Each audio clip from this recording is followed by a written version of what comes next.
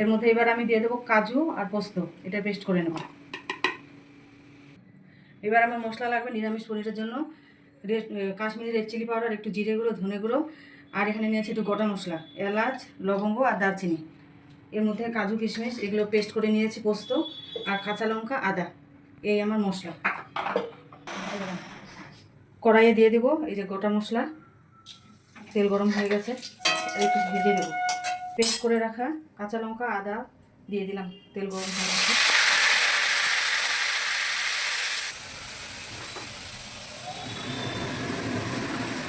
ভাজা হয়ে গেলে পরে তারপরে অন্য মশলা দিয়ে দেবো।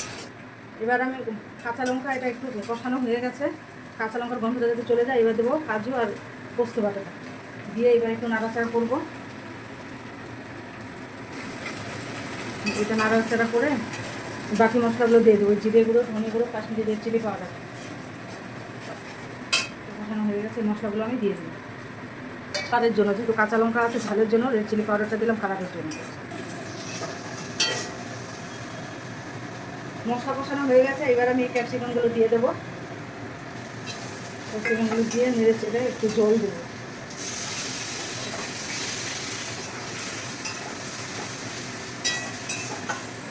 জল দিলাম, দিয়ে একটু কষিয়ে নেব। ওই একটু নুন দিয়ে দিলাম, পরিমাণ মতো নুন দিয়ে দিলাম। আমার ক্যাপসিকাম কষানো হয়ে গেছে, এবার আমি গরম জল দিয়ে দেবো, পরিমাণ মতো গরম জল দিয়ে দিলাম।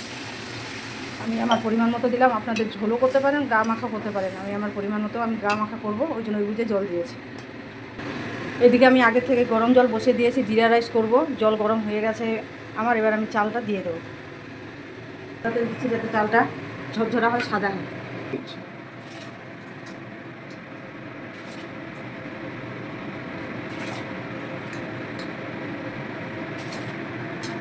জিরা রাইসের জন্য আমি বাসমতি চাল নিয়েছি, আপনারা অন্য কোনো চালও দিয়ে করতে পারেন, ভালো লাগবে। ক্যাপসিকাম দিয়ে ঢেকে দিয়েছিলাম, এবার দেখে নিই ক্যাপসিকাম আমার সিদ্ধ হয়েছে কিনা।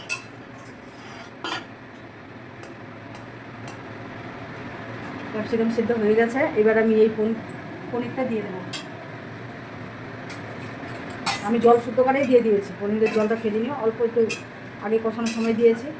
আমি দেখে নেব ক্যাপসিকাম আর পনিরগুলো সিদ্ধ হয়েছে কি।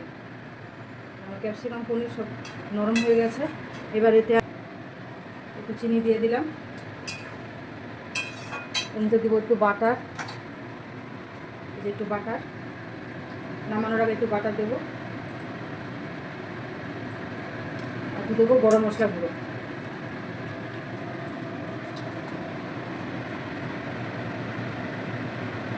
গরম মশলা ভরে দেবো। পনির হয়ে গেছে, এবার এই গ্যাস বন্ধ করে দিলাম, এবার নামিয়ে নিচ্ছি। আমি হালকা ঝোল রেখেছি, এই যে আমি একটু ঝোল ঝোল করেছি। আপনারা যদি একটু গ্রেভি খেতে চান গ্রেভি করবেন, দেখতে কেমন হয়েছে কমেন্ট করে জানাবেন। আপনারা এভাবে করে খেয়ে দেখবেন, খুব ভালো লাগবে খেতে।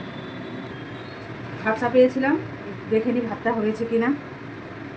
ভাত হয়ে গেছে, জিরা রাইসের জন্য আমার হয়ে গেছে ভাতটা, এবার নামিয়ে নেব।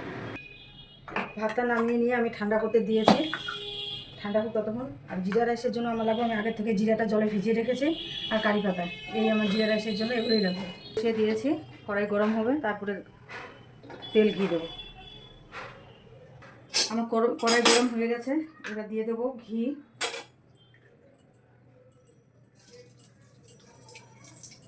সাদা তেল,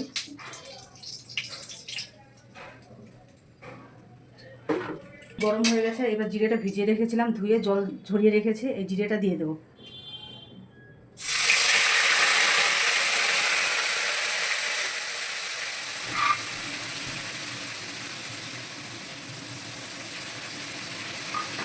ভাজা হয়ে গেলে একটু ওই কারি পাতাটা দিয়ে দেবো। এটা 30 সেকেন্ডের মতো আমি নেড়ে ছেড়ে ভেজে নিলাম।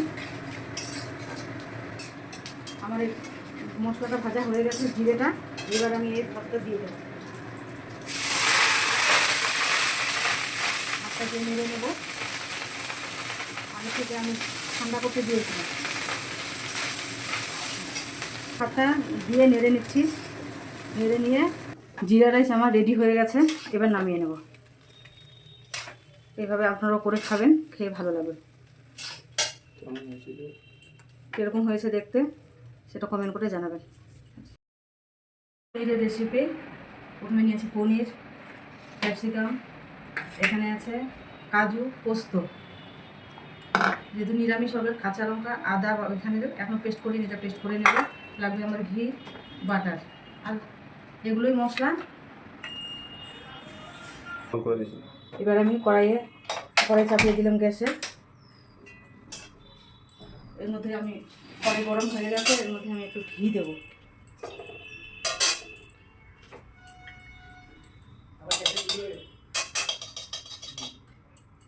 একটু ঘি দিয়ে দিলাম। ঘি গরম হয়ে গেলে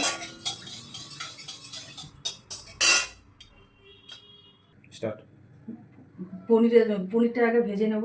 কড়াইয়ে ঘি আর সাদা তেল দিয়ে দিয়েছি, এবার পনিরটা দিয়ে দিচ্ছি।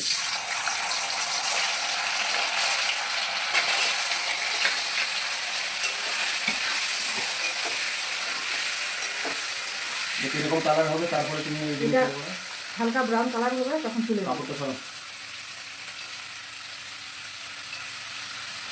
হালকা ব্রাউন কালার হয়ে গেলে তুলে নেব।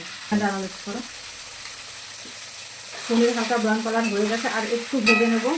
এটা আমি গরম জলে দেবো, হালকা আগে থেকে গরম জল করে রেখেছি। এর মধ্যে একটু চিনি দেবো, একটু নুন দেবো, পরিমাণ মতো লবণ দেওয়া হবে। নুন দিলাম।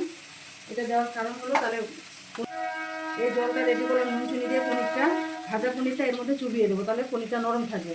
আর এমনি ভেজে রেখে দিলে শক্ত হয়ে যাবে। পনিরটা ভাজা হয়ে গেছে, এবার তুলে নেব। এবার সব এগুলো তুলে নিয়ে জলের মধ্যে দিয়ে দেবো। যে আমি বেশি কালার করে নিয়ে হালকা ব্রাউন কালার করে নিয়েছি, এর থেকে বেশি কালার করলে এটা লাল হয়ে যাবে, যাতে সাদা সাদা থাকে, ওই জন্য এইরকম করে আমি ভেজে নিয়েছি।